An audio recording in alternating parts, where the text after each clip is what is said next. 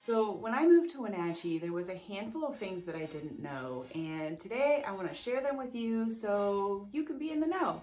I'm Amanda.Dallman. I'm a local real estate agent in the area, and if you're looking to connect with me, my information's down below. So we'll jump right into it. The very first thing that I didn't understand about Wenatchee was the climate. And I researched and I Googled and I understood that it got hot in the summer and it gets cold and snowy in the wintertime. What I didn't understand was how dry it is. We're barely on the east side of the Cascades, and there's orchards and farming all around us, and I can see the Alpine line just right there. And it's not the summertime that gets super dry. It's actually in the winter. When we start freezing, it's like every ounce of moisture in the air evaporates. And I cannot put enough balm on my hands, lotion on my skin to feel comfortable. So bring your balm, bring your lotions, you're going to need it. The second thing that I didn't understand about Wenatchee or have really struggled with is the road system.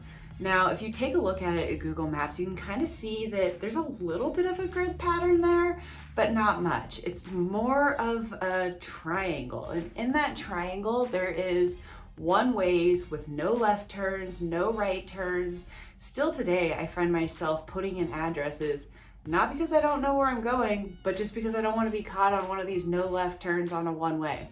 I'm like driving around and you think you can take like 3 left turns or 4 right turns to do a circle, but then you'll just end up at a dead end. So the road systems take a little bit of time. Not to mention that there's 2 bridges that separate pretty much the valley. There's been a couple of incidences where both bridges have shut down, and then you're just kind of stuck for a little while. So I wouldn't say that there's a lot of traffic, but just the road systems in itself, there's a learning curve for sure. The third thing that really kind of caught me by surprise was how nice and happy the people are. Like, so many conversations at the check stand, just people being nice and friendly, chatting about whatever's on their mind. Doors are held all the time for you, and it's kind of contagious. Like, it just puts you in a better mood, and you'll find yourself being a nicer person in the area. The third thing that really kind of caught me off guard was the amount of performing arts in the area. When you look at population and you kind of think about what amenities might be in a city for that size, performing arts is not one that comes to mind for a city this size. We have this beautiful performing arts center called Numerica Performing Arts. And the people that run it, they bring in all sorts of talent, anything from comedy to cabarets to bands, symphonies. So that really was kind of a cool surprise for me. If you find this information helpful, make sure you boot the like button.